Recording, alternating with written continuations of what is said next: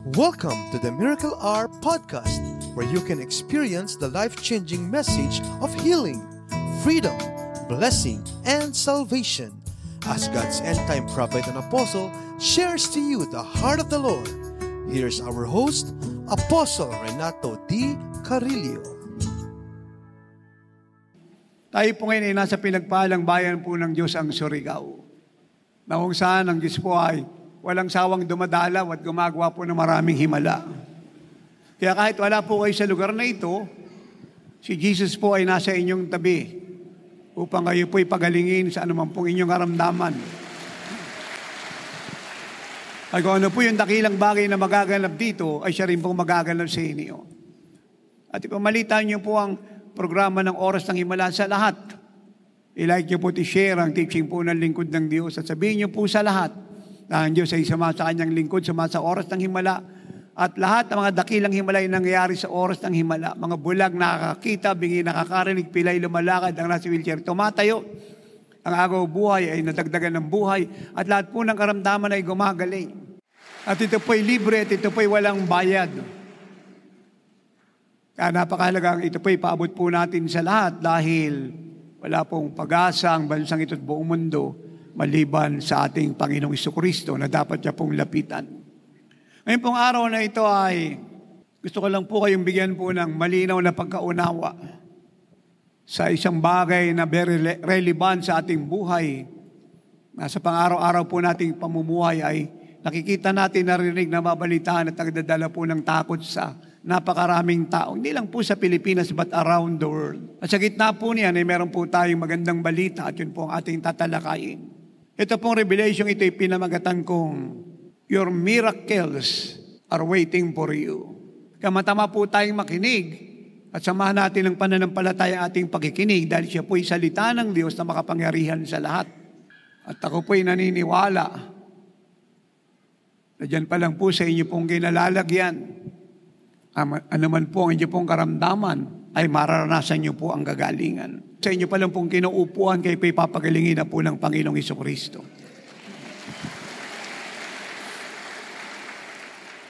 So, in the book of Matthew chapter 8, 1-3, babasahin ko po sa English at tapos po itatagalugin ko. Ito po ang sabi. When He, that is our Lord Jesus Christ, had come down from the mountain, great multitudes followed Him.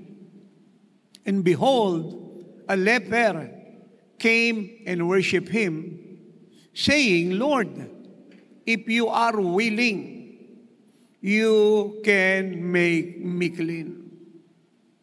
Then Jesus put out His hand and touched him, saying, I am willing, be cleansed. Immediately his leprosy was cleansed. Ang sabi po sa Tagalog ay ito, nang siya'y bumaba mula sa bundok, makapal na tao ay sumunod sa kaniya. At dumating ang isang ketongin at siya ay sinamba na nagsasabing, Panginoon, kung ibig mo, ako ay malilinis mo. Inulat ng Panginoon Jesucristo ang kanyang kamay at nagwika, ibig ko, luminis ka. At kaagad, ang kanyang ketong po ay gumaling.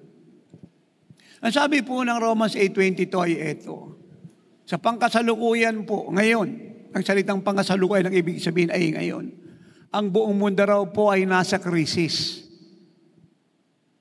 Ang buong mundo raw po ay nasa kadiliman. Siya po ay napakaraming problemang dinadanas. At sa ngayon po sa description po ni Propeta Isaiah, makapal na kadiliman daw po ang nagahari sa buong mundo. Noong 2011 po ay dinalaw ako ng Panginoong Jesucristo pagkatapos po ng tsunami na naganap sa Japan at ang sabi niya sa akin, anak, ang krisis sa buong mundo ay hindi titigil, siya ay tataas ng tataas. At lahat po ng sinabi ng Panginoon ay totoo at nakikita po natin siya ng paulit-ulit. Ano-ano po yung krisis na nararanasan po ngayon ng buong mundo?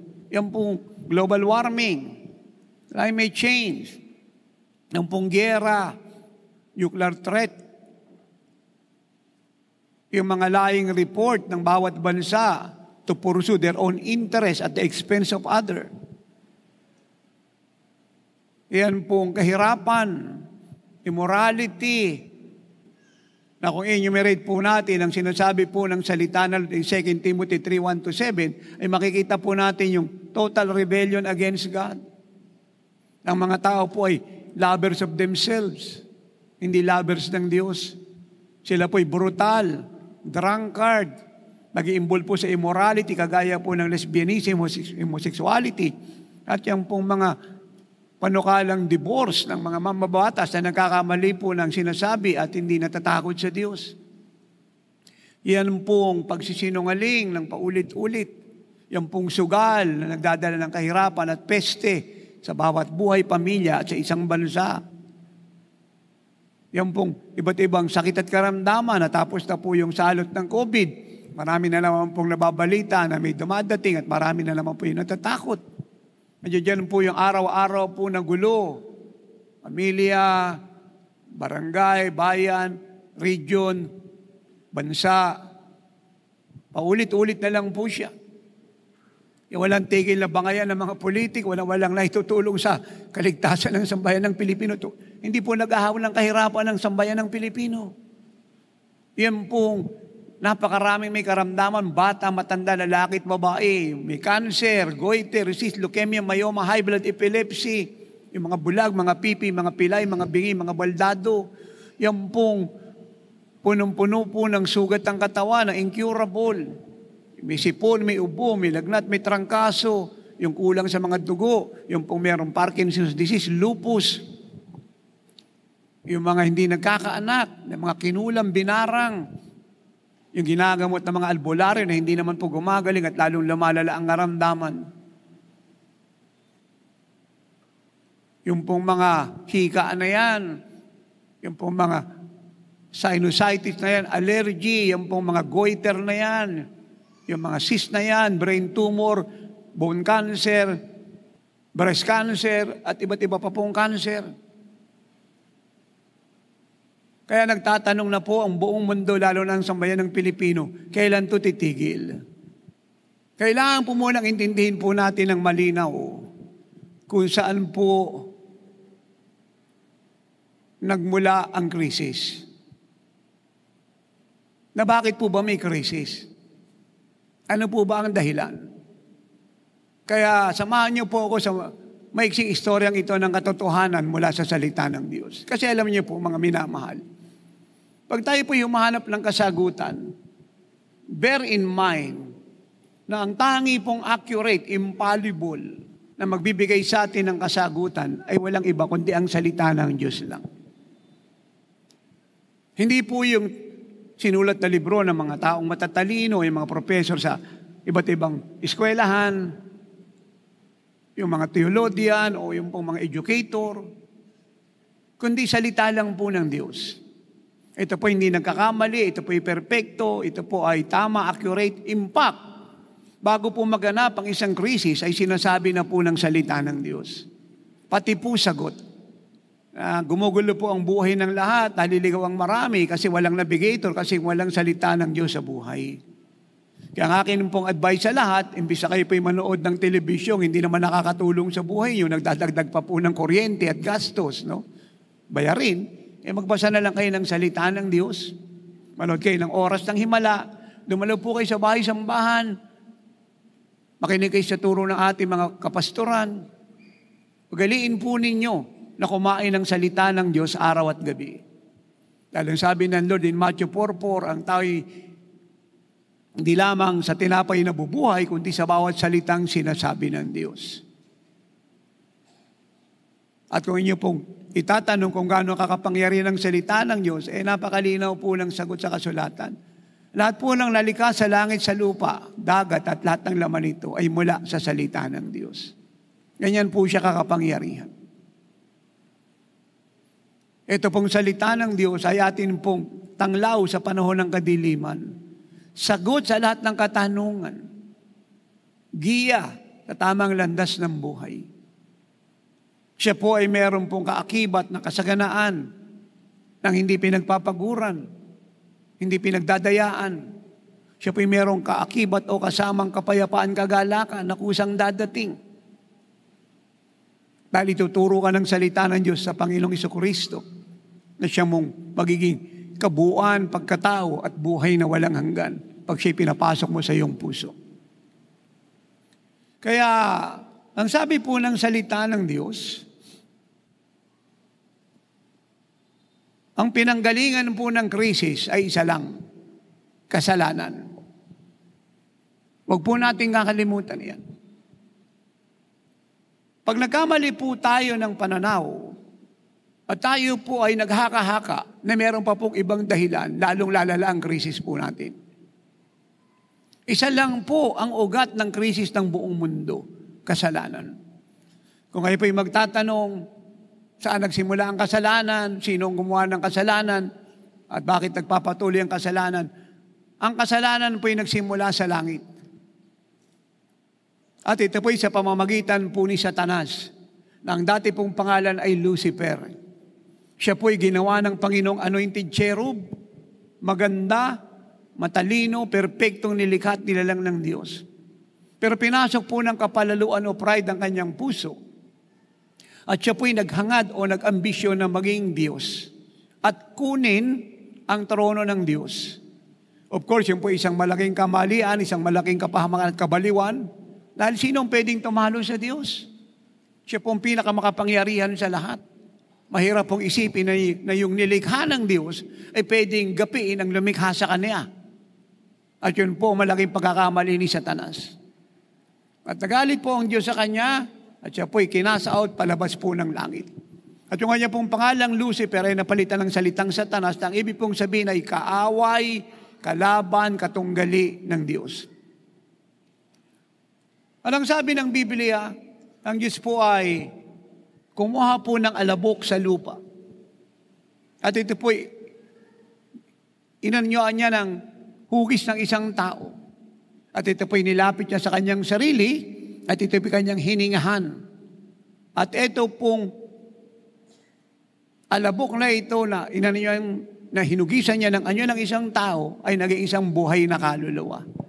At siya po'y napangalan ng Adan. Siya po yung unang tao. Perpekto pong ginawa si Adan. At nang siya po'y natulog, kumuha ang Diyos ng laman sa kanyang tadyang, at ito po'y ginawa niya pong isang babae, at ito po'y tinawag niyang Eva. At sila po yung unang pamilya na ang tirahan po'y paraiso. Now, ang paraiso po na kanilang tinitiran po ay kumpleto ng lahat ng kailangan nila. Wala po ritong lungkot, walang tampo, walang hinanakit, walang problema kahit isa. Lahat po ng kailangan nila sa kalawakan, sa kalupaan, sa katubigan ay nasa kanilang kapamahalaan. Lahat po ng bungang kahoy, hayop, halaman, prutas ay para sa kanila. Ito po'y libreng ibinigay ng Diyos at ginawa ng Diyos. Ganyan niya po kamahalang tao. At sila po'y iniligay niya po sa paraiso para magharit mamuno. Para pamahalaan ang nilikha at nilalang ng Diyos. Ganyan po siya kakapangyarihan. Wala pong bagyo noon, walang ulan, walang lindol, walang dilim. At ang maganda po rito, mga minamahal, ang Diyos na lumikha sa kanila ay nakakausap nila araw at gabi. Yung kanilang pong intimacy, yung kanilang fellowship ay consistent. Tuloy-tuloy po yun. Ito pong mag-asawang ito ay so much privilege to talk to God without limit. Ni-enjoy po nila ang presensya ng Diyos. Palaging dumadalo ang Lord sa garden, sa paradise, just to have fellowship with them. Yan isang araw, nagsalita ang Diyos at ang sabi niya, lahat ng pagkain dito ay inyo. Malaya niyo siyang kainin. Malaya niyong i-enjoy ang aking mga provision. Meron lamang isang bungang kahoy sa paraiso na huwag niyong kakainin. Ito'y patungkol sa masama at mabuti. Hindi po ito mansanas, kagaya po ng kinaugalian natin. Ito ba'y patungkol sa masama at mabuti. Ang sabi ng Diyos, pag kinain niyo ito, kayo ay mamamatay. Now, ito pong bagay na ito na sinasabi ng Diyos sa mag-asawa ay hindi po pagdadamot. Kasi binigay na nga sa kanila lahat eh. In fact, ang nagpangalan po sa lahat po ng ibon sa kalawakan ay si Adan. Siya po nagpangalan sa lahat ng hayop sa lupa. Siya rin po nagpangalan sa lahat po ng lamang dagat sa dagat. Kaya hindi po ito pagdadamot sa part ng Diyos. Everything was given to them by God because God loves them so much. At ang reason lang po, kung bakit ayaw niya po itong ipakain, sapagkat hinahanap niya po yung kanilang pag-ibig na dapat ipakita sa pamamagitan ng pagsunod. Yun lamang po ang reason. Hinahanap niya yung kanilang pag-ibig sa Kanya na dapat ipakita sa pamamagitan ng pagsunod. Kaya siya po'y naglagay ng isang utos lang. Isang-isa lang na napakadaling sundin.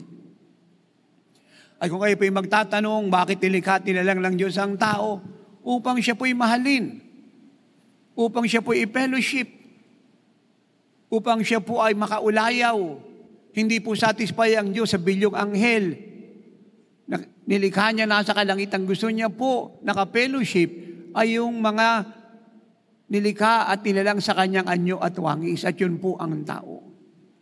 It is a perfect creation that was designed by God for them to give their allegiance to Him and be involved in this perfect intimacy and fellowship and to always express their love to Him through obedience. Yun lang po yung hiling ng Diyos. Isang-isa lang. Di po ba napakabuti ng Diyos? Kanila lahat, tapos isa lang ang hiniling ng Diyos para i-prove yung love nila sa Kanya. So isang araw, wala po si Adan, si Eva po ay naglalakad po sa garden, paradise, at si Satanas po ay naganyong ahas.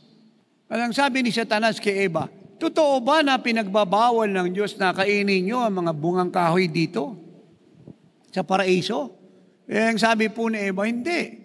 Lahat ay ibinigay niya para sa amin, maliban sa isang bungang kahoy na ito na patungkol sa masama at saka sa mabuti. Nakakaintindi po noon.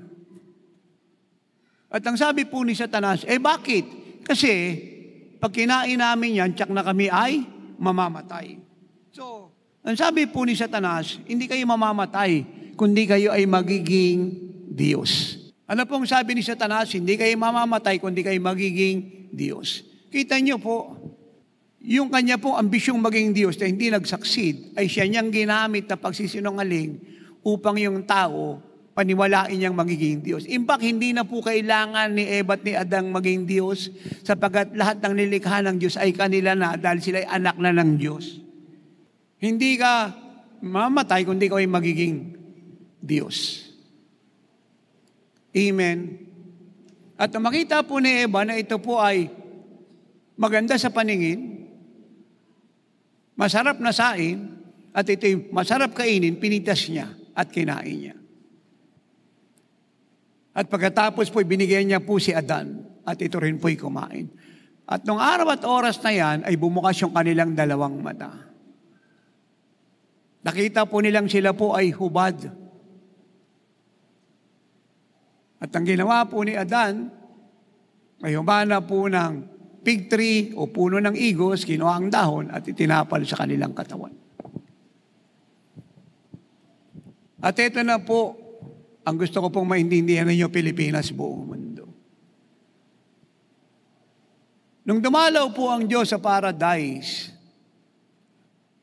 at hinanap po yung dalawa, dati nung narinig nila ang tinig ng Diyos, hindi sila natatakot.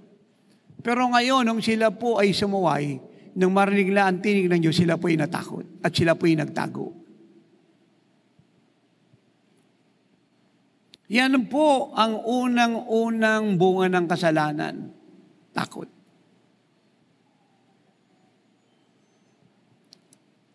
Ay kung kayo po yung magtatanong kung ano po ang definition ng sin, isa lang po ang ibig sabihin. Even though sa Bible School, sa hermatology, sa historiology, ay napakarami pong meaning nito. Pero isisimplify ko na lang po, kasi ilang naman talagang buong kabuuan nun eh. Disobedience o pagsuway sa utos ng Diyos. The moment you disobey God, you miss the mark. You go against His will. In fact, yun pong ibig sabihin ng salitang crisis. You have your own laws, you follow the false God, and you live a life of disobedience. That is the meaning of the word crisis. And God asked them, Bakit kayo nagtatago? Kasi natakot kami nung marinig namin yung tinig mo. Bakit kayo natakot? Kasi hubad kami. Bakit nalaman yung hubad kayo? Kasi bumakas yung mata namin. Kinain niyo ba yung bungang kahoy patungkol sa masama't mabuti? Opo. Ba't nyo kinain? Tinuro po ni Eva si Satanas na nag-anyong ahas. And God cursed Satan. Tinawag niya po si Adan. Ikaw ba'y kumain din? Opo. Bakit mo kinain? Kasi pinakain sa akin ni Eva. And God pronounced judgment to Adam. At siya po dati na hindi po nagtatrabaho, pitas lang ng pitas ng lahat ng kailangan niya, tawag lang ng tawag ng mga hayop sa kalawakan, at tawag ng tawag ng mga isda sa dagat, ngayon po ay magbubungal na ng lupa. Magsisimula na po siyang magtrabaho. Magsisimula na po siyang maarawan, mainitan. Magsisimula na po maglabasan yung mga ugat sa kanyang likuran. Magsisimula na po siyang maging magsasaka. Magsisimula na po siyang mag-araro. At ang sabi ng Diyos, ikaw ay papawisan, mag-aararo ka at yung aararuhin mo ang kakainin mo. So ang ibig pong sabihin, nung araw at oras na yan, yung pong ginagalawan ni Adan na mundo, ay maiksi na, limitado na. Pati yung biyaya na i-enjoy niya ay limitado na. Maliit na biyaya at ito'y pagpapaguran niya na noon ay hindi niya pinagpapaguran. And then, kinausap niya po yung babae. Bakit mo kinain? Nga, tinuro po yung ahas. Then the Lord spoke to Eve and said, mahirapan ka sa panganganak. Naglilibor ka ng gusto. At yan po ang reason kung bakit napakaraming babae na iba po ay nanganganak, iba po ay minamalas po na nalagutan ng hininga habang nanganganak. Yan po ang reason kung bakit may mga cesarean, marami pong labor habang nag-aantay ng kapanganakan na dati po ay hindi nangyayari. So, kasabay po ng lahat po ng binanggit ko ay ang pagpasok po ng kahirapan sa buong mundo. Kasabay po ng kasalanan ginawa ni Adam at ni Eve ay pagpasok po ng sakit at karamdaman. Pagpasok ng kamatayan. At pagpasok na po ng mga lindol, bagyo, baha, tsunami, tidal wave, putok ng bulkan. At ang buong mundo po ay nalagay sa kadiliman. Yung sistema ng sangkatauhan, ayon sa 2 Corinthians 4:4, ay pinamahalaan po ni Satanas. At siya po ang tinatawag na Diyos-Diyosan ng sanlibutan. Siya po yung evil God, maliit pong G, na nagpapatakbo ng system ng mundo. At nung magkasala si Adam at si Eve, yung pong kasalanan pumasok sa sangkatauhan, kakambal niya, sakit, karamdaman, kahirapan, kamatayan, na dapat ang tao po hindi namamatay. Pero dahil sa kasalanan, ang kamatayan ay sumakaniya. At yun pong sabi po ng Romans 3:23, all have sinned and fall short of the glory of God. At daw po yung nagkasalat ni nakaabot sa kaluwalhatian ng Diyos, Romans 6:23. At ang kabayaran ng kasalanan ay kamatayan. At ang kaloob ng Diyos ay buhay na walang hanggan sa pamamagitan ng Panginoong Hesukristo. At ito po ang huwag niyo pong kakalimutan, mga minamahal sa bayan ng Pilipino, nations of the world. Ito po ang dahilan kung bakit iniwan ng Panginoong Hesukristo ang kalangitan ng trono. Ang pagsamba ng bilyong-bilyong anghel araw at gabi. Kinuha po ang kalikasan natin. Nagpunta ng krus ng Kalbaryo. Nagdanas ng hirap, suntok, bugbog, dura, pagmumura, alimura. Nilagyan ng korona ng tinik yung kanyang ulo. Hinato ng latigong bakal ang kanyang likod. Nabiak po ito, lumabas ang laman, tumulo ang mga dugo. Yung kanya pong mukha ay disfigure, hindi po makilala. Sabi nga po ni Propeta Isaiah, chapter 52, wala nang beauty sa mukha niya because it was totally destroyed. Dahil ang bumugbog po sa kanya ay 300 na sundalo ni Pilato at 300 sundalo o kawal ni Herodes. Pinagpasahan po siya. At siya po ay kinurusipay nila almost naked para lalo pong ipahiya sa harap ng mga tao. At lahat po ng kaaway po ng Rome ay matakot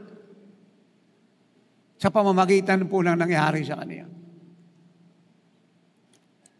Ito po ang reason kung bakit siya po ay pumayag, nasaktan, duraan, sipain, alimarain, pagwikaan ng pangit na salita, at pumayag mamatay sa krus ng Kalbaryo upang bayaran ang kasalanan ng isang katauhan. Upang sirain ang gawa ni Satanas. Kaya ang kahirapan po'y gawa ni Satanas, hindi po ng Diyos. Ang sakit at karamdaman, maliit o malaki, gawa lahat ni Satanas, hindi po ng Diyos. Kaya hindi kayo dapat magpasalamat kung nagkakasakit kayo dahil hindi kayo tinuturuan ng Diyos. Kasi marami pong namatay na sa sakit at karamdaman na hindi natuto. Ang kaguluhan ay hindi po gawa ng Diyos, gawa ni Satanas. Ang pag-aaway-away ay gawa po ni Satanas. Ano man pong klase ng krimen ay gawa ni Satanas. Lahat po ng pangit na bagay na nangyari sa tao sa buong mundo, lahat ay gawa ni Satanas. Huwag niyo pong kakalimutan niyang Pilipinas, mga taga-Surigao. Siya po ang may gawa, hindi po ang Diyos. Yung namamatay ng maaga pa na wala sa panahon ay gawa ni Satanas. Yung mga diabetes na yan, blood pressure, cancer, pagkabulag, pagkapipi, pagkabingi, lahat po yan ay mula kay Satanas. At ito po'y nagagawa niyang ilagay sa mga tao dahil sa kasalanan. Kaya kahit ang mga doktor po'y nag-aaral, ay hindi nila mapagamot ang iba't ibang sakit at karamdaman. Kaya tinatawag nilang incurable. Dahil mahal po ng Diyos ang sangkatauhan. Nilikha niya po tayo sa kanyang anyo't wangis. Ibinigay niya ang kanyang bugtong na anak, ang Panginoong Jesucristo, upang ang sino man sa kanya ay sumampalataya ay huwag mapahamak kundi magkaroon ng buhay na walang hanggan.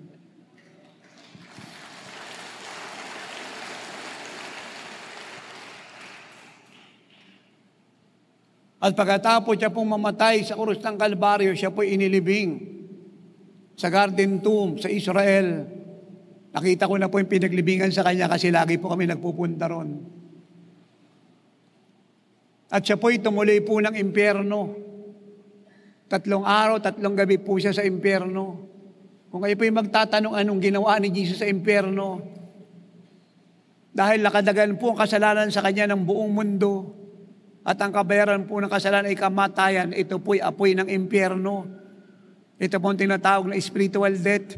Ito po'y parusa sa impyerno habang panahon na walang tigil, walang wakas.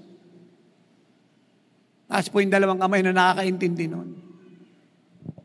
Binayaran niya, kaya siya po'y pumunta ng impyerno kasi ang kabayaran ng kasalanan ay kamatayan. Hindi lang po siya physical death, hindi lang spiritual death, kundi eternal death.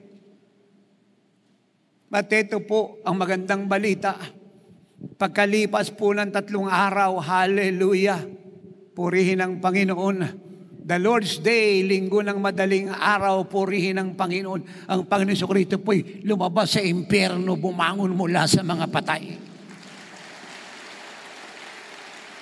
Kaya ang araw po ng pagsamba sa Biblia ay hindi Sabado, kundi Linggo, Lunes, Martes, Miyerkules, Huwebes, Biyernes, Sabado, Linggo. At ang pinaka-final day ng pagsamba ay Linggo.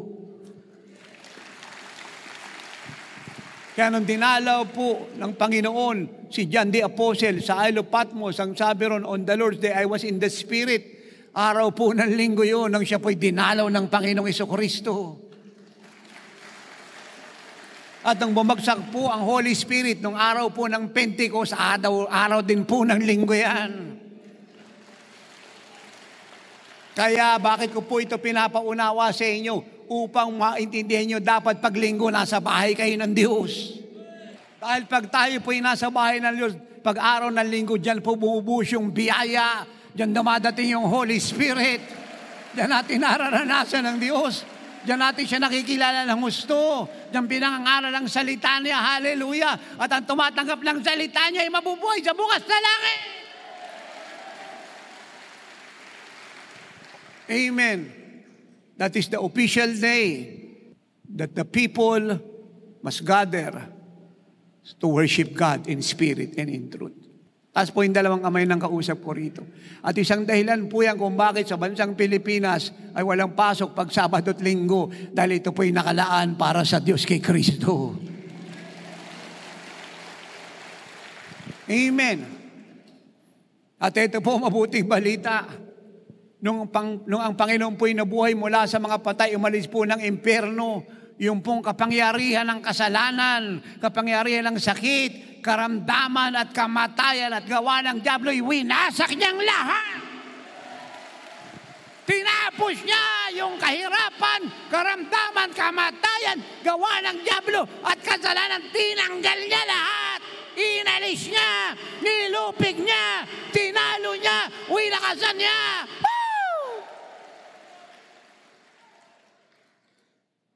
At yan po ang dahilan kung bakit kami nangangaral ng mabuting balita. At yan ang dahilan ba't tayo nilagay sa 21 radio programs, maraming TV programs, sarili nating channel, at nilagay sa buong mundo, pamigitan ng TBN at 24/7 live streaming sa YouTube. Ayan din po ang dahilan ba't ako nandito ngayon upang sabihin tapos na ang gawa ng dyablo sa buhay nyo. Nanalo si Kristo! Amen? Napakaganda pong maintindihan natin yan. So ang ibig mo bang sabihin, lingkod ng Diyos, kung ang buong Pilipinas ay pupunta kay Kristo bukas ay tapos ang problema niya? Correct.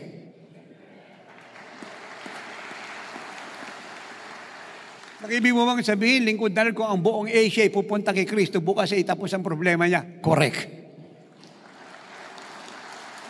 Ang ibig mo bang sabihin, lingkod ng Diyos, kung ang buong Europe ay pupunta kay Kristo, tapos ang problema niya, bukas, correct. Tapos po ang problema ng Africa, ng Amerika, ng Canada, ng buong mundo, kung ang lahat ay pupunta kay Kristo ngayon, bukas, mamaya. Anong assurance, man of God? Ang sinamang pinalaya ng anak ay talagang malaya. Ang ibig mong sabihin, lingkod ng Diyos si Satanas ngayon ay wala nang kapangyarihan. Matagal na. Matagal na. At meron lang po siyang power sa hindi nakakaalam ng kinukwento ko. At kumakampi sa kanya. Pero sa atin, mga taga-Surigao, Pilipinas, Church of the Living God, End Time Living Like His Bride of Christ, si Satan ay useless, powerless. Nonsense! Amen? Amen? Do you understand that? Nung siya po'y nabuhay mula sa mga patay, lahat po ng sakit at karamdaman sa sangkatauhan na kinuha niya sa kanyang likuran, sangayon sa Isaiah 53:4-5, lahat ay pinagaling niya na.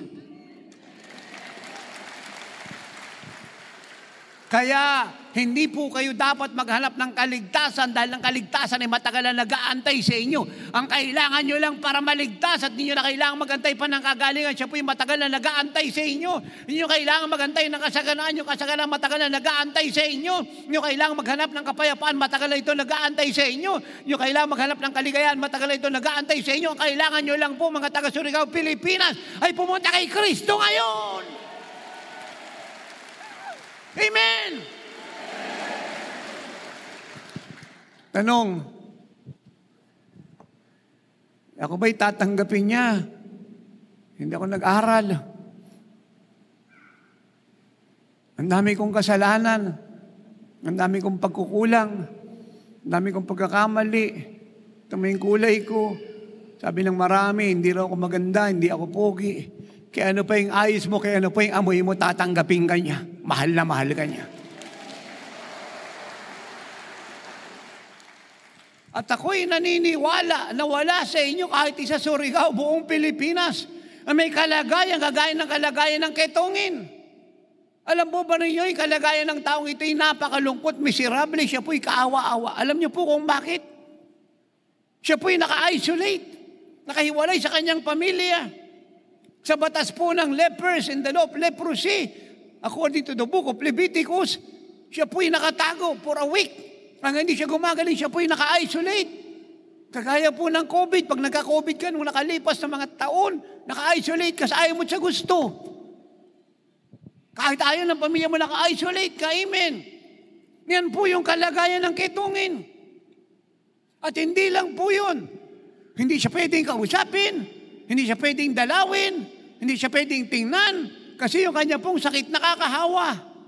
Na pag tumama po yung hangin sa katawan po niya, yung lahat po na mikrobyo sa katawan niya, ihatid sa mga tao na kahit ito'y kasalubong niya lang, kahit malayo. At pag ito po'y tinamaan, yung ketong na nasa kanya, sasalin sa kanila. Ganyan po siya ka-worse. At siya po'y lalabas lamang. Hindi po sa panahon ng tag-araw, kundi sa panahon po ng gabi. At siya po ay nakataklob ang buong katauhan. Mula mo sa mata lang ang nakalitaw. Yung buong katawan niya po'y balot ng kasuotan hanggang talampakan na walang makikita ang mata lang. At hindi siya po pwedeng dumaan doon sa mataong daanan. Kinakailan siya po'y nakahiwalay ng kalsada. At siya po'y sisigaw ng malakas na malakas, sasabihin niya, ako'y marumi, ako'y marumi, ako'y marumi. Ang clean, ang clean, ang clean. Upang yung mga tao na makakasalubong niya, ilumihis ng daan. At ang problema, malaki ng Ketongin. Pag nasalubong niya po yung mga Pariseyo, ang hatol po sa kanya ay mamatay. Siya po'y dapat batuhin. Ganun po kamiserable ang kalagayan niya. Pero alam po ninyo, nung mabalita niya ang Panginoon, ay bumaba po ng bundok. Nakalimutan niya na po yung parusang kamatayan. Nakalimutan niya na po yung batas ng tao. Ang naisip niya isa lang, makarating lang ako kay Kristo, ako'y gagaling. Pero sabi ng Biblia, great multitudes follow the Lord. Pero siya po'y nag-break away. Sa kapal na maraming tao, humanap po siya ng dadaanan niya.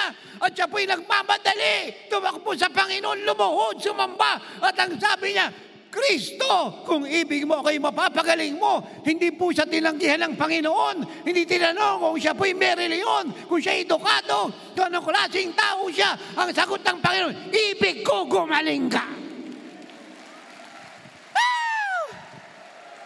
At ang sabi ng Bible, kaagad siya po ay gumaling.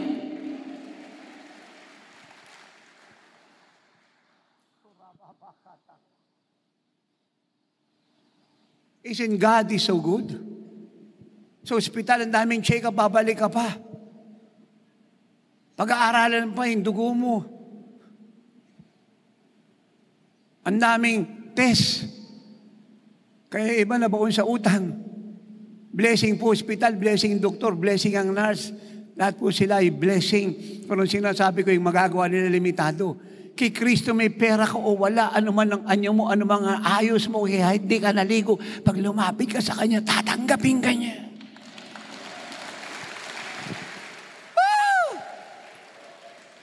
At ito po yung huwag niyong kakalimutan, Pilipinas, taga Surigao. Ang sabi ng Panginoon, ibig ko. Ni sinabing susubukan ko, titingnan ko, pag-aaralan ko. Ang sabi niya, ibig ko, gumaling ka. Kaya kayo po huwag magtatanong kung gusto ng Panginoon gumaling ka sa cancer mo, sa goiter mo, sa cyst mo, leukemia, myoma, ulcer, so anumang karamdaman mo. Huwag kang magtanong kung ibig na makaahon ka sa kahirapan, mabago buhay mo. Ito po ang malinaw na sagot, ibig niya.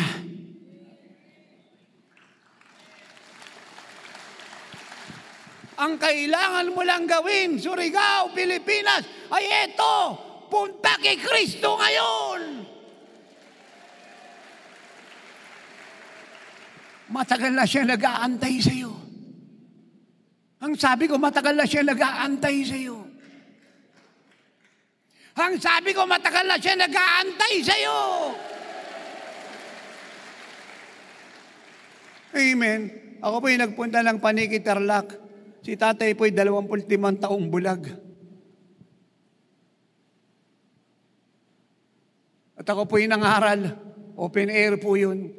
Kaya wala po siyang nakikita, siya po'y nakikinig. At ako po'y mag-altar call, si tatay po'y nilapit ng kamag-anak sa harapan. At ako'y nanalangin, pinagaling ng Panginoon Jesucristo yung 25 taong pagkabulag ni tatay, siya po'y nakakita.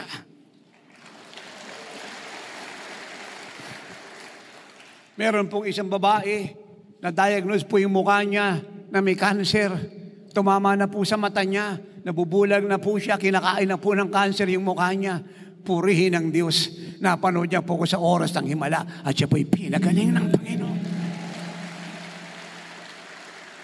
Meron pong isang babae, siya po'y taga Pampanga. Malala na po yung cancer niya sa matris, bulok na po yung matris niya. Tinatanggihan na po siya ng doktor. Pag nakita niyo po yung kanya pong clipping sa ospital, ay makikita niyo pong kaawa-awang ayos siya sa hirap na dinaanan niya. Ang daming chemo, ang dami pong paggagamot, pero lalo pong lumalala ang babae ito. Isang araw siya po'y dinala sa gawaing kagaya nito sa EDSA. Ako po'y nagtuturo at ako'y tumigil sa pagtuturo. Siya po'y pinatawag ko, nilapitan ko, pinag-pray ko. At siya po'y tumumba at siya po'y gumaling. At siya po'y bumalik sa doktor. Wala pong papalakpak. Ang sabi ng doktor, ako'y nagulat. Paano nangyari ito? Hindi lamang wala na yung cancer mo sa matris, pero yung matris mo bagong-bago. Purendo robo boshe! Hallelujah! Lahat ng pangit na bagay sa buhay nyo'y kaya ng Panginoong baguhin. Lahat ng ginawa ng diablong pangit sa buhay nyo'y kaya niya pagandahin. Lahat ng ninakaw ng diablo ibabalik ni Kristo. Lahat ng pahirap na dinala Diyos sa diablo ibabalik na rin ni Kristo. Tapos na yung problema mo sa mga kulto Surigao. Na kay Kristo ka na ngayon. Amen. Amen. Punta po ako Amerika, Los Angeles, California. Ako po'y nagturo. Meron pong isang lalaki po roon, siya po'y naka-oxygen. Hindi naman po malaki oxygen niya, ganito lang po kalaki, pero nasa katawan niya. At ako po'y nagtuturo, siya po'y nasa harap. Kada 5 minuto. Ganyan po siya kada 5 minuto. Eh, paano ka makakapagturo nun? Sabi ko, Lord, nakaka-disturb to. Ako pag isa umubo pa ito, aayusin natin to, Lord. Ako po yung nagsalita na naman, sabi, at yung po oxygen niya bumubula dahil nakakabit po sa ilong niya. Sabi ko, isang ubo na lang, Lord, aayusin natin to. Umubo na naman, bumawa po ako, pinatungan ko ng kamay si tatay, pinagpray ko si tatay, tumakbo, inalis yung oxygen, pinagaling ng Panginoon. Amen! Nagpunta po akong Europe. Gagaling ko po ng Paris, ako po'y tumuloy po ng Monaco. Hindi po Morocco, Monaco. Dami po nagsi-attend, mga foreigner. At meron po isang babae po ron, galing siyang Amerika. Siya po'y may cancer, siya po'y naka-wheelchair. Tinutulak po siya sa harapan. Purihin ang Diyos. Buti na lang, nagbabasa ako ng Bible, kaya yung turo ko English dahil nababasa ko sa Bible. Kasi Amerikana po siya. Pinag-pray ko po siya, kasama po ng marami may karamdaman mga foreigner. Tumayo po siya sa wheelchair, lumakad yung cancer niya po, tinunaw ni Jesus. Nagpunta po akong Cagayan Valley, hindi kami magkaintindihan ng mga kababayan po natin kasi malalim po yung Ilocano nila. Ang tawag po ron ibanag, parang ibon. Hindi kami magkaintindihan. Amen. Sabi ko, Lord, walang problema rito. Hindi ko sila maintindihan, hindi na maintindihan Tagalog ko. Ganito na lang gawin natin, Lord. Mananalangin ako. Pagalingin mo silang lahat. Hindi man kami magkaintindihan. Nanalangin po ako yung 200 may sakit. Pinagaling ni Jesus sabay-sabay. May tao po ba dito? Nang airless ko po, sinumo ng isa nating kongregasyon, dinala niya po ako sa hospital. Na Quezon City lang po yun, hindi ko na babanggitin pangalan kasi well-known po siyang hospital sa Quezon City. Nandun po yung kanyang ina may sakit. Purihin ang Diyos. Ako po yung nagpunta po ron at doon po sa mga ward ay marami pong may sakit. Nung pinag-pray ko po yung kanyang ina, nakita po ng mga tao sa ward na yun na gumaling yung kanyang ina, lahat po ng may sakit ay pinag-pray ko. No, ako po yung lumabas, sila rin po yung naglabasan. Napakarami ko pong gustong ikwento sa inyong himala, but I want to conclude this. Let me say this. Hindi problema kay Kristo magpagaling ng milyong-milyong sakit at karamdaman sapagkat siya ang dakilang manggagamot.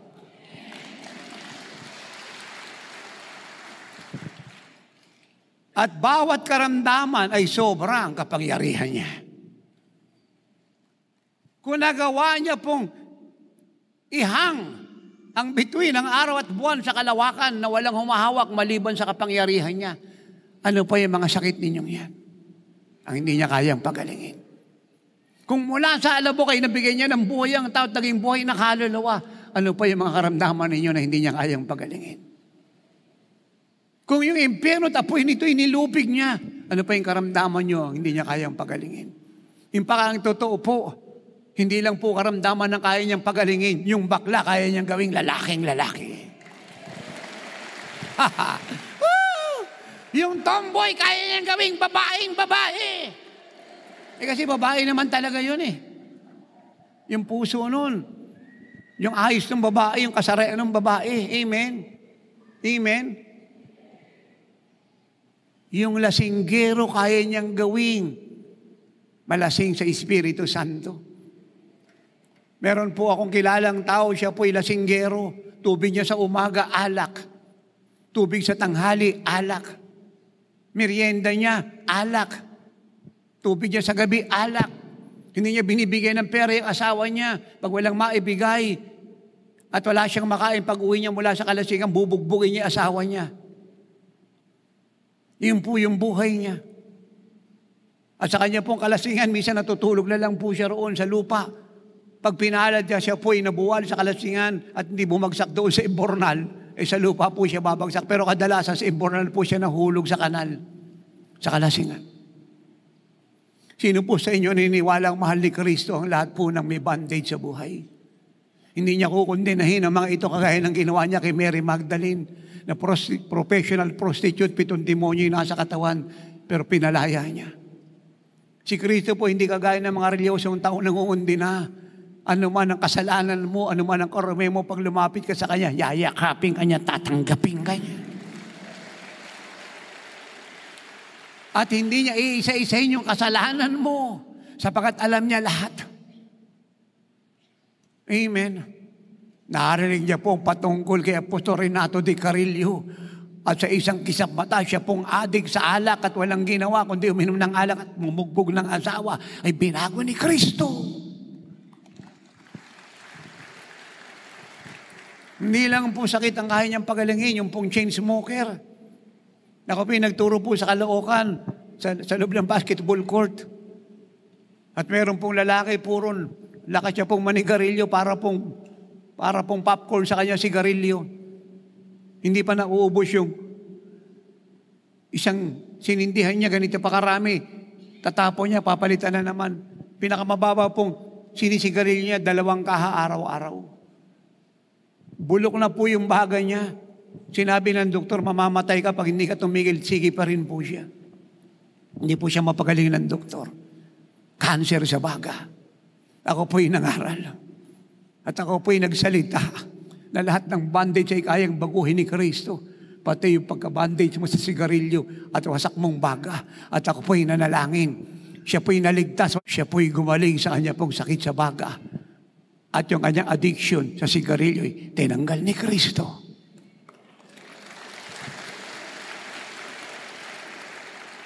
Amen. Gusto ko pong makita niyo po ang Diyos na pinaglilingkuran natin na hindi lang makapangyarihan, kundi sobrang pag-ibig sa inyo. Tingnan niyo po ako. Yung lahat po na nagkasalang anghel na sumiping sa mga anak ng tao na pinanggalingan ng mga Nephilim in Genesis 6. At lahat po ng sumama kay Satan in rebellion against God, yung 1/3 ng fallen angel, pati po si Satanas na nag-orchestrate ng rebellion against God, lahat ay hindi pinatawad ng Diyos. Hindi siya gumawa ng solusyon para iligtas sila. Impact, yung pong mga anghel na nag-iwan ng kanila pong kaanyuan at sumiping sa anak ng mga tao, yung mga babae, ang Diyos mismo ang nagkulong. Itinapo niya po sila sa Tartarus, almost bottomless pit. Wala hanggang hukay, napakadilim, at ito po'y sinara niya. Siya po mismo ang nagkulong sa sobrang galit niya. Pero alam niyo po lahat, nung tayo po magkasala, gumawa po siya ng paraan para iligtas tayo. At ang naisip niya pong tagapagligtas ay ang kanyang bugtong na anak para magbuwis ng buhay, para tayo iligtas. Ganyan niya po tayo kamahal. Kaya kung naiintindihan niyo po yung mga minamahal, lalo na tayo mga lingkod ng Diyos, mga iniibig natin, mga manggagawa ng Diyos dito sa Surigao at Caraga Island, sa buong Pilipinas at buong mundo, maglilingkod tayo sa Kanya na may katapatan. Ano man ang mangyari, mangangaral tayo. Mamahalin natin siya ng una sa lahat at higit sa lahat. Sapagkat hindi niya inispera ang mga angel, si Satan at mga fallen angel, hindi siya humanap ng remedy para iligtas sila. Siya pa po yung nagkulong sa mga ito. Pero tayong lahat, nung bago pa lang tayo magkasala, ang sabi ng Ephesians 1, before the foundation of the world were created, even before we sin, hinanda na ng Diyos ang Panginoong Jesucristo para mamatay sa krus ng Kalbaryo.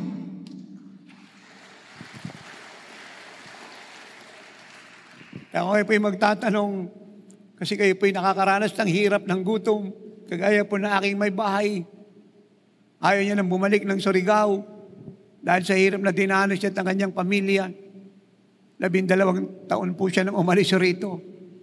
Sabi niya, hindi na ako babalik ng Surigao. Sobrang hirap ang dinanas ko. Pero kita ninyo, kahit yun po ang kanyang kaisipan, ang Diyos po ay hindi nagtapos sa sinabi niya. Siya po'y bumalik ngayon at patuloy na bumabalik at pinagpapala ang Surigao.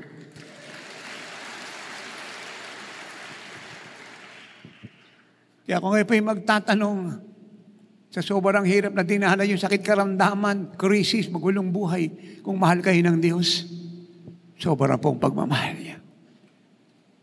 Kayo ang dahilan bakit siya namatay sa krus ng Kalbaryo. Wala po siyang kasalanan.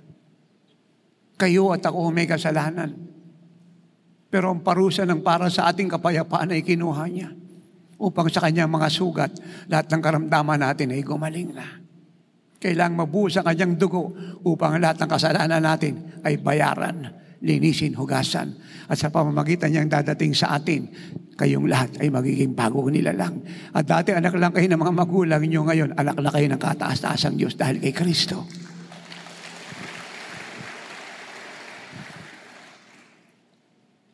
Isa lang ang kailangan niyong gawin, lumapit sa Kanya.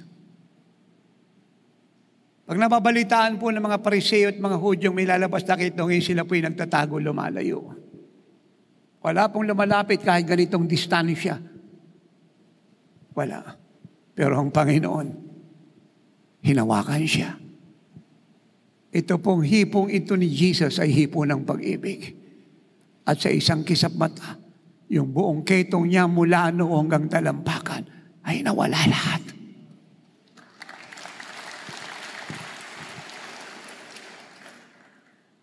Amen. Si Satanas ang may gawa ng problema ng buhay niyong lahat. Si Kristo magtatapos ng gawa ni Satanas. Ngayong araw na ito, Surigao, malaya ka na. Kaya nga po maganda yung kantang, kay Kristo lamang ang katugunan. Si Kristo lamang ang kailangan. Tagapagligtas at manggagamot. O hallelujah, siya lamang. Pero pa pong kantang maganda. Alam kong may magagawa ang Diyos. Alam kong may magagawa ang Diyos. Kung ako'y magtatapat sa Kanya ay susunod. Alam kong may magagawa ang Diyos. Mayroong magandang mangyayari sa'yo kung lalapit ka kay Jesus. Mayroong magandang mangyayari sa'yo kung lalapit kay Jesus. I-play. Alam niyo po, meron po isang passage sa Bible. Hindi ko po alam kung ilang daang libong ulit ko nang nabasa o maaaring milyon. Pero bawat oras at panahon siya po'y natutunghayan ko at nababasa, hindi ka po mapigilan ng lumuha. Magpasalamat sa Diyos. Ay gusto ko po i-share sa inyo yung kabanata talatang yan. Ang nagsasalita mismo ay ang Panginoong Jesucristo. At ito po ang sabi niya. Halika yung lahat, kayong napapagal, napapagod at nabibigat ang lubha. Lumapit kayo sa akin. Bibigyan ko kayo ng kapahingahan. Sipin niyo po yun. Wala siyang sinasabing kasalanan, karumihan ng bawat isa, pagkukulang. Wala siya akusasyong gustong gawin sa lahat na nagkulang, nagkasala. Alam naman niya ang dahilan kung bakit marami nagpapagal, napapagod, nagugulumihan ng lupa. Alam niya ang reason, isa lang, sin, kasalanan. Pero kita niyo ang statement niya, paanyaya, halika yung lahat. Kayong lahat na may sakit, may karamdaman, naghihirap, magulo ang buhay, magulo ang isip, wasak ang pamilya, patong-patong ang kasalanan. Halika yung lahat. Lumapit kayo sa akin. Bibigyan ko kayo ng kapahingahan. Makakasumpong kayo ng kapahingahan ng inyong mga kaluluwa. At hindi lang po yun. Sabi niya, learn from me. Matuto kayo sa akin. Alam niyo, pag ang Panginoon nagturo po sa inyo, ang langit sa lupa, palaging nasa bahay at buhay niyo. Pag siya po nagturo sa inyo, sigurado magtatagumpay kayo. Yung po nangyari sa akin may bahay, sa aking pamilya, sa ministeryong Jesus Shield Worldwide Ministry. Siya po nagturo sa akin. Kaya ito na po kami. Kung ako'y naturuan niya, tuturuan niya rin po kayo. Nagsalita niya po'y para sa lahat. Si Kristo po'y para sa lahat. Learn from me. Matuto kayo sa akin. Bibigyan ko kayo ng kapahingahan. Dahil aking pamatok ay magaan. Amen. Halika yung lahat. Kayong may problema, may sakit, may karamdaman, natatakot, sawa na sa kasalanan, sa alak, sigarilyo, sugal, sa immoralidad, sa drugs, sawa na sa albularyo espiritista, sawa na sa pagtawag sa mga patay, sa mga bato nila na walang nangyayari. Lumapit kayo sa akin. Bibigyan ko kayo ng kapahingahan. What a promise. Hindi niya po sinabing susubukan niya, pag-aaralan niya, automatic, pag lumapit kayo sa Kanya, ang ipapalit niya sa inyong kaguluhan, sa inyong kababagan, sa inyong kabigatan, ay kapahingahan. Araw at gabi, nag-aantay po siya sa inyo. Alala ko po ng early years ko, bagamat ako po'y galing sa may kayang pamilya, lahat ng gusto ko na susunod ko. Gusto kong kainin, nakakain ko, gusto kong bilhin, nabibili ko, gusto kong puntahan, napupuntahan ko. Tapos pasok ako ng simbahan. Bali, wala ang pera. Pero yung puso ko malungkot. Tumingin ako sa langit. Sabi ko, Lord, labas-pasok ako sa simbahan. Lagi kami nagsisimba ni Nanay Ellen. Lagi ko siyang inaya sa simbahan, bumabagyo, lumilindol, umuulan, hindi pwede, hindi kami magsisimba. Bago kami mamasyal. I have everything in life. Connection. Judge, Fiscal, General. Kapitan ng barko, mga kaibigan ko, lahat stage ay nagamit, meron ako. Ano pa kailangan ko sa buhay ko? Pero yung puso ko malungkot. Isang araw, tumingin ako sa langit. Sabi ko, Lord, totoo bang nandyan ka? Bakit parang ang layo mo? Sawa na ako sa ganitong buhay. Kabataan ko po noon, sawa na ako. Yung iba po natutuwa sa ganung buhay kasi maluho, may kaya, ako po nagsawa. Sawa na ako sa hypocrisy sa paligid ko. Totoo bang nandyan ka? Umuwi po ako nung sumunod na araw, lasing na lasing galing nightclub. Nakakita ko ng Bible sa ibabaw ng TV ko. Doon po natapos ang pagtatanong ko. Inabot ako ng Panginoon. At 39 na taon na po ulo mo siyang nakakalipas. Eto na ako. Bagong-bago. Living like Jesus kay Kristo. Kano kami po yung magkaanak ni Nanay Ellen, ako po yung nagpasya. Na hindi lang sila lalaki na maglilingkod sa Diyos. Hindi pa sila na ipapanganak. Sa sinapupunan pa lang ni Nanay Ellen, yung aming 3 anak, dinedicate na namin sa Diyos. At nung magkaasawa po ang aming 3 anak, dinedicate din namin ang aming mga manugang. At ngayon po, siyam na po ang apo namin, lalabas po si Renato Yamada Carillo III, nitong June 17, pinakabunso po sa aming siyam na apo.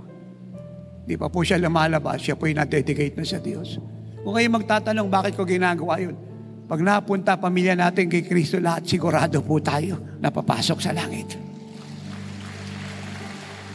Walang anak natin ang lalaking adik puser, magnanakaw, bakla at tumboy at sakit ng ulo. Lahat ng anak natin ay magpapasakit ng ulo ng dyablo. Nakita niyo po yung komanta rito ng Living Hope. Siya po ay anak po ni TJ at aking anak na si Rachel. Yung aking ikalawang anak na babae. Siya lang po yung babae. Siya po yung panganay. Maliit pa po yan, kasama na namin sa biyahe yan. 14 years old pa lang po yan. Pero kita nyo, naglilingkod sa Diyos. Di po ba magandang makita yan? Na ganyan yung ating pamilya kasi yung mga anak natin, di mo alam kung saan napunta. Gabi na wala pa. At nung tinanong ng mga magulang, ba't ginabi ang sabi ng mga anak, ano ba naman kayo? Parang hindi kayo dumaan sa pagkabata, nagtatanong pa kayo. Tayo pang may kasalanan. Eh kung yung mga anak natin ay nasa loob, naglilingkod, di ang saya nating lahat.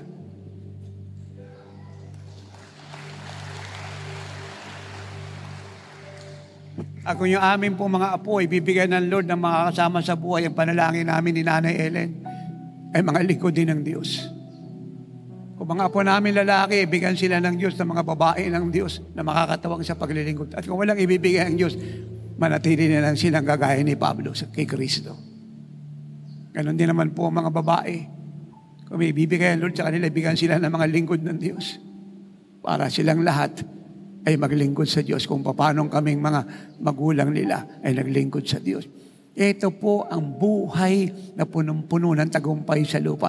Isang buong pamilya makakasama sa lupa. Tuloy-tuloy ang pagsasama sa langit habang panahon. Yun po ang buhay.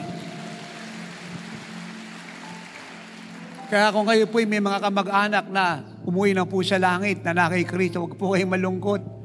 Pag pumunta kay Kristo ngayon at bumaba si Kristo bukas, lahat po kayo sama-sama sa langit habang panahon. Kaya nang maranasan ko po si Kristo, ako po yung nagpasya. Yung isa kong buhay, ibibigay ko sa Kanya. Saan mang sulok ng mundo pupunta ako. May sumama sa akin o wala, ay maglilingkod ako sa Diyos. Dahil sinasabi ko po sa inyo, ang kaliwan ng mundo ay pansamantala at ang kapalit ito ay apoy ng impyerno habang panahon. Pero kay Kristo, ang kaaliwan nito, kagalakan, kaligayahan, tagumpay at kaligtasan ay panghabang panahon.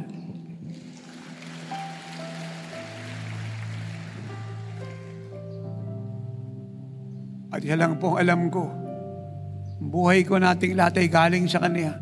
Dapat ipaglingkod sa Kanya at mahalin Siya ng buong puso, buong lakas, buong pag-iisip at buong kaluluwa. At hindi po si Kristo karapat-dapat lang, Siya po ay walang kagaya at karapat-dapat habang panahon na paglingkuran.